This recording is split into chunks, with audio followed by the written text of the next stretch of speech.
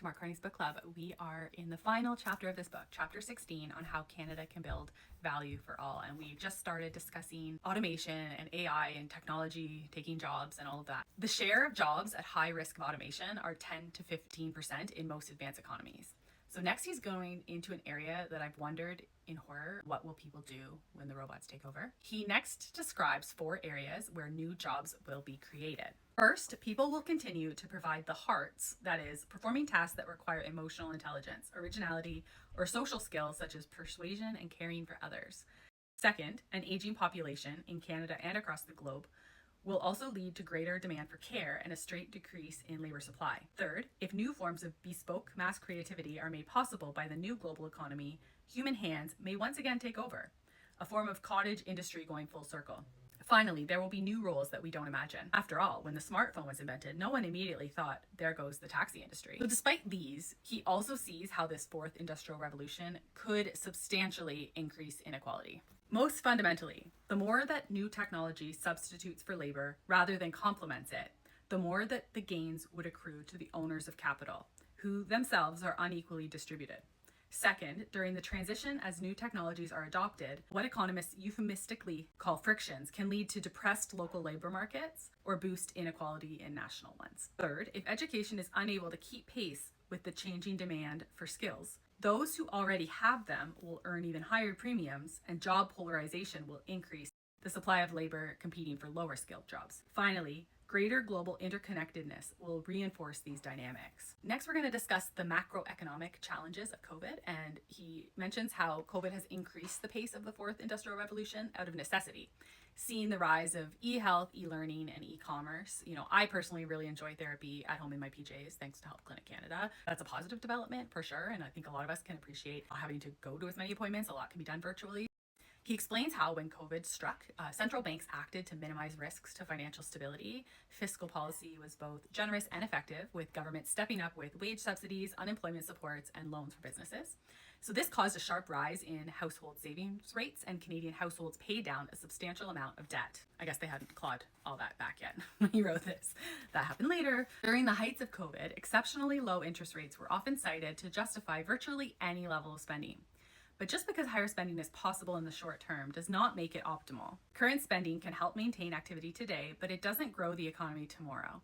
And simple debt dynamics must still be respected. With time, living beyond our means is unsustainable, even if the exact moment when higher interest rates crystallize and drive brutal spending cuts is uncertain. What is clear is that if these risks are ignored, the reckoning will come sooner. He quotes Singapore's senior minister, who puts fiscal trends into a disturbing longer-term context. There has been a drift in fiscal policy in a whole range of countries towards individuals rather than public goods, and towards the short term or the next electoral cycle rather than the long term. For instance, in the 1960s, 75% of the US budget went into public goods of one form or another: infrastructure, schools, hospitals, transport, and so on.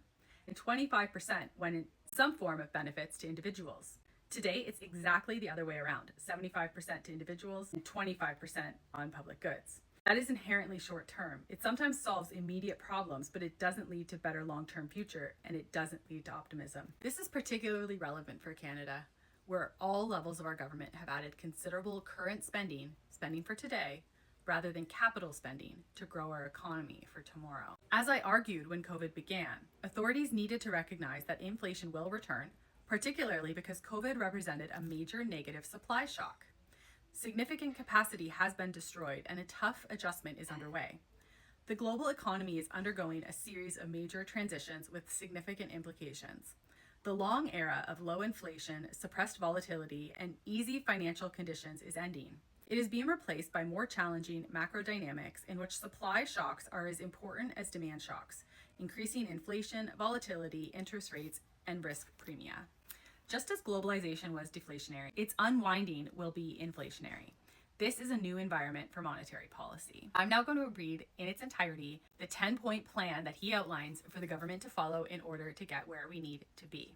Number 1. Set a clear goal to move from emergency support of the old economy to building a new one in which everyone can thrive. This will require a fundamental rebalancing of priorities from support to growth.